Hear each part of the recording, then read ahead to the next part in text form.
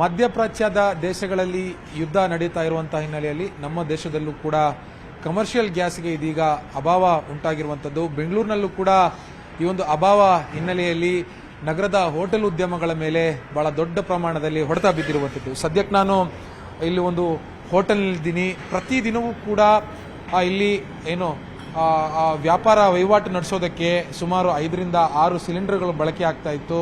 So ಈಗ ಅಭಾವ ಉಂಟಾಗಿರುವಂತಹ ಹಿನ್ನೆಲೆಯಲ್ಲಿ ಹೋಟೆಲ್ಗಳನ್ನು ಮುಚ್ಚಬೇಕಾಗಿರುವಂತಹ ಪರಿಸ್ಥಿತಿಯಲ್ಲಿ ಹೋಟೆಲ್ ಮಾಲೀಕರು ಇರುವಂಥದ್ದು. ಇವತ್ತು ಈ ಬಗ್ಗೆ ಕೇಂದ್ರ ಪೆಟ್ರೋಲಿಯಂ ಇಲಾಖೆಯ ಸಚಿವರಾಗಿರುವಂತಹ ಹರ್ದೀಪ್ ಸಿಂಗ್ ಪುರಿ ಅವರ ನೇತೃತ್ವದಲ್ಲಿ ಒಂದು ಮಹತ್ವದ ಸಭೆ ನಡೀತಾ ಇದೆ. ಈ ಸಭೆಯಲ್ಲಿ ಯಾವ ರೀತಿಯಾಗಿ ಆ ಕ್ರಮಗಳನ್ನು ಅಥವಾ ಯಾವ ರೀತಿಯಾಗಿ ನಿರ್ಧಾರವನ್ನು ತೆಗೆದುಕೊಳ್ತಾರೆ, ಆ ರೀತಿಯಾಗಿ ನಾವು ಉದ್ಯಮವನ್ನು ನಡೆಸಬೇಕಾಗುವಂಥ ಒಂದು ಪರಿಸ್ಥಿತಿಗೆ ಬಂದಿದ್ದೇವೆ ಅನ್ನುವಂಥದ್ದು ಇಲ್ಲಿ ಹೋಟೆಲ್ ಮಾಲೀಕರು ಹೇಳ್ತಾ ಇರುವಂಥದ್ದು. ನನ್ನ ಇಲ್ಲಿ ನೋಡಬಹುದು ದೃಶ್ಯಗಳಲ್ಲಿ ನೀವು ಸುಮಾರು 6 ರಿಂದ 7 ಸಿಲಿಂಡರ್ಗಳನ್ನು ಇಲ್ಲಿ ಇಟ್ಟಿದ್ದಾರೆ. ಇವೆಲ್ಲವೂ ಕೂಡ ಖಾಲಿಯಾಗಿರುವಂಥದ್ದು. ಇವರ ಹತ್ರ ಇನ್ನು ಇರುವಂಥದ್ದು ಕೇವಲ 3 ಸಿಲಿಂಡರ್ಗಳು. ಆ 3 ಸಿಲಿಂಡರ್ಗಳಲ್ಲಿ ಎಷ್ಟು ದಿನ ವ್ಯಾಪಾರ ವಹಿವಾಟು ಮಾಡಬೇಕಾಗುತ್ತೆ ಅನ್ನುವಂಥ ಒಂದು ಆತಂಕದಲ್ಲಿ ಹೋಟೆಲ್ ಮಾಲೀಕರು ಇರುವಂಥದ್ದು. ಸೊ ಇದ್ರ ಬಗ್ಗೆ ನಾವು ಹೋಟೆಲ್ ಮಾಲೀಕರನ್ನ ಮಾತಾಡ್ಸೋಣ.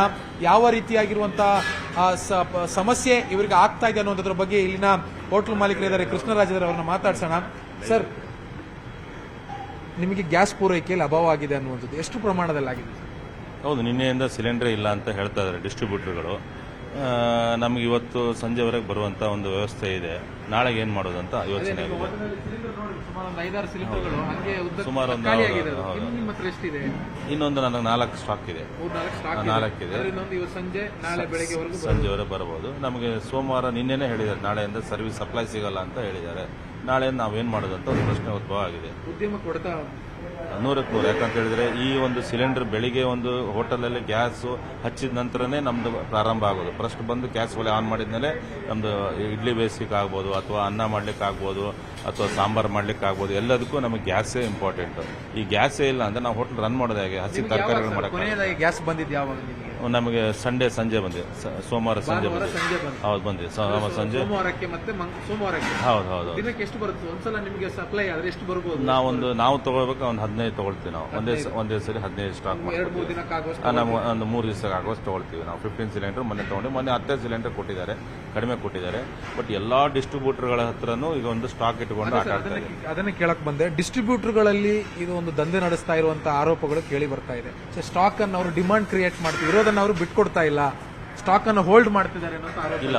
ಸುಮಾರು ಒಂದು 4-5 ದಿವಸಕ್ಕೆ ಆಗುವಷ್ಟು ಗ್ಯಾಸ್ ಸಿಲಿಂಡರ್ ಡಿಸ್ಟ್ರಿಬ್ಯೂಟರ್ಗಳು ಸ್ಟಾಕ್ ಮಾಡಿದ್ದಾರೆ ಅಂತ ಒಂದು ನಮ್ಗೆ ಕೇಳ್ಪಟ್ಟಿದ್ವಿ. ಯಾಕಂತ ಹೇಳಿದ್ರೆ ಈಗಾಗಲೇ ಕೆಲವೊಂದು ಹೋಟ್ಲ್ಗಳಿಗೆ ಸುಮಾರು 2,800 3,000 ರೂಪಾಯಿ ದುಡ್ಡು ಕೊಟ್ಟರೆ ಅವರಿಗೆ ಸಪ್ಲೈ ಮಾಡ್ತಾ ಇದ್ದಾರೆ. ಅಂದ್ರೆ ನಮ್ಮ ಗೋಡಾನ್ಗಳಿದೆ, ಅಲ್ಲಿಗೆ ಬಂದು ನೀವೇ ತಗೊಂಡು ಹೋಗ್ಬೇಕು ಅಂತೇಳಿ ಈ ರೀತಿಯಾದ ಒಂದು ಆಟ ಆಡ್ತಾ ಇದ್ದಾರೆ. ಇವತ್ತು ಇಂಡಿಯನ್ ಆಯಿಲ್ ಕಾರ್ಪೊರೇಷನ್ ಅಲ್ಲಿ ನಮ್ಮ ಅಗರ್ವಾಲ್ ಅಂತ ಇಡಿ ಎಕ್ಸಿಕ್ಯೂಟಿವ್ ಡೈರೆಕ್ಟರ್ ಇದ್ದಾರೆ. ಅವರೆಲ್ಲ ಒಂದು ಅಧಿಕಾರಿಗಳು ಅದು ಎಲ್ಲ ಗುಡಾನ್ಗಳಿಗೆ ಹೋಗ್ಬಿಟ್ಟು ರೇಡ್ ಮಾಡಬೇಕು. ಪ್ರತಿ ಸ್ಟಾಕ್ ಆಯಾ ದಿವಸ ಅವ್ರಿಗೆ ಕಸ್ಟಮರಿಗೆ ಸಪ್ಲೈ ಮಾಡಬೇಕಂತೇಳಿ ಕಂಪ್ನಿಯ ರೂಲ್ ಹೇಳುತ್ತೆ. ಇದು ಅದನ್ನು ಬಿಟ್ಟು ಇವರು ಸ್ಟಾಕ್ ಮಾಡಿಕೊಂಡು ನೀವೇ ಡೈರೆಕ್ಟ್ ಆಗಿ ಬಂದ್ರೆ ನಾವು ಇಷ್ಟಕ್ಕೆ ಕೊಡ್ತೀವಿ ಅಷ್ಟಕ್ಕೆ ಕೊಡ್ತೀವಿ ಅಂತ ಒಂದು ದಂಧೆಗಳಿದ್ದಾರೆ. ಈ ದಂಧೆ ಕಡಿವಾಣ ಹಾಕಬೇಕು ಅಂತೇಳಿ ನಾವು ಹೇಳ್ತಾ ಇದೀವಿ. ಒಂದು ಸಿಲಿಂಡರ್ ದರ ಎಷ್ಟು ಸರ್? 1850 ಕಮರ್ಷಿಯಲ್ ಹೆಚ್ಚು ಕಮ್ಮಿ. ಸೊ ಈಗ ದರ ಏರಿಕೆ ಆಗುತ್ತೆ ಅಂತ ಹೇಳ್ತಿದ್ದಾರೆ. ಹೌದು, ದರ ಏರಿಕೆ ಅಂದ್ರೆ ಮತ್ತೆ ಈಗ ಒಂದು 200 ರೂಪಾಯಿ ಜಾಸ್ತಿ ಮಾಡ್ತಾರೆ. ಈಗ ಅವರು ಕಮರ್ಷಿಯಲ್ ಸಿಲಿಂಡರ್ನ ಫಿಲ್ ಮಾಡ್ತಾ ಇಲ್ಲ. ಇವತ್ತು ಫಿಲ್ ನ ಸ್ಟಾಪ್ ಮಾಡಿದ್ದಾರೆ. ಮೊನ್ನೆ ಶನಿವಾರದಿಂದ ಸ್ಟಾಪ್ ಮಾಡಿದ್ದಾರೆ. ಸರ್ಕಾರ ಏನಾದರೂ ಅವರು ಅನುಮತಿ ಕೊಟ್ಟರೆ ಇವತ್ತು ಒಂದು ಎಂಪಿಗಳು ಒಂದು ಮೀಟಿಂಗ್ ಕರೆದಿದ್ದಾರೆ. ಎಂಪಿಗಳಿಗೆಲ್ಲ ನಾವು ಒತ್ತಡ ಹಾಕಿದೀವಿ. ಇವತ್ತು ಎಂಪಿಗಳ ಒಂದು ಕೇಂದ್ರ ಸರ್ಕಾರ ಪಾರ್ಲಿಮೆಂಟ್ ನಡೀತಾ ಇದೆ, ಅಲ್ಲಿ 10 ಗಂಟೆಗೆ ಒಂದು ಮೀಟಿಂಗ್ ಕರೆದಿದ್ದೀವಿ ಅಂತ ಹೇಳ್ತಾ ಇದ್ದಾರೆ. ಅಲ್ಲೇನಾದರೂ ಅನುಮತಿ ಕೊಟ್ಟರೆ ಅದು ಫಿಲ್ಲಿಂಗ್ ಸ್ಟಾರ್ಟ್ ಆಗುತ್ತೆ. ಆವಾಗ ಸ್ವಲ್ಪ ಸಿಗಬಹುದು ಅಂತ ಒಂದು ಆಶಾಭಾವನೆ ಇದೆ. ಇಲ್ಲ ಅಂದ್ರೆ ನಾಳೆಯಿಂದ ಬಂದ್ ಆಗೋ ಚಾನ್ಸಸ್ ಜಾಸ್ತಿ ಇದೆ. ಇದಿಷ್ಟು ಹೋಟೆಲ್ ಮಾಲೀಕರ ಮಾತು. ಅಂದ್ರೆ ಇವರ ಹತ್ರ ಈ ಹೋಟೆಲ್ನಲ್ಲಿ ನಾನೀಗ ನಿಂತಿರುವಂತದ್ದು RBI KG road KR circle ಪಕ್ಕದಲ್ಲಿರುವಂತಹ RBI ಬ್ಯಾಂಕ್ನ ಕೇಂದ್ರ ಕಚೇರಿಯ ಪಕ್ಕದಲ್ಲಿರುವಂತಹ ನಿಸರ್ಗ ಗ್ರ್ಯಾಂಡ್ ಹೋಟೆಲ್ನಲ್ಲಿ. ಇಲ್ಲಿ ಇವರ ಹತ್ರ 3 ರಿಂದ 4 ಗ್ಯಾಸ್ ಈಗ ಇದೆ.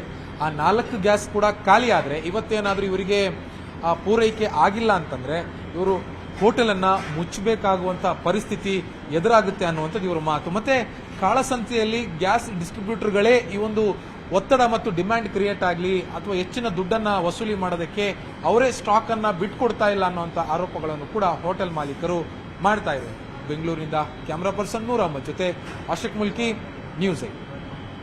ನಿರ್ಭೀತ, ನಿಷ್ಪಕ್ಷಪಾತ, ವಿಶ್ವಾಸಾರ್ಹ ಸುದ್ದಿಗಳಿಗೆ ಮತ್ತೊಂದು ಹೆಸರಾಗಿರುವ ನ್ಯೂಸ್ 18 ಕನ್ನಡ ಈಗ ಆಪ್ನಲ್ಲೂ ಲಭ್ಯವಿದೆ. ದಯವಿಟ್ಟು ಇಲ್ಲಿರುವ QR ಕೋಡ್ ಅನ್ನು ಸ್ಕ್ಯಾನ್ ಮಾಡಿಕೊಂಡು ಆಪ್ ಡೌನ್ಲೋಡ್ ಮಾಡೋದಕ್ಕೆ ಮರಿಬೇಡಿ. ನಿಮ್ಮ ಬೆಂಬಲ ಹೀಗೆ ಸದಾ ನಮ್ಮೊಂದಿಗಿರಲಿ. ಧನ್ಯವಾದ.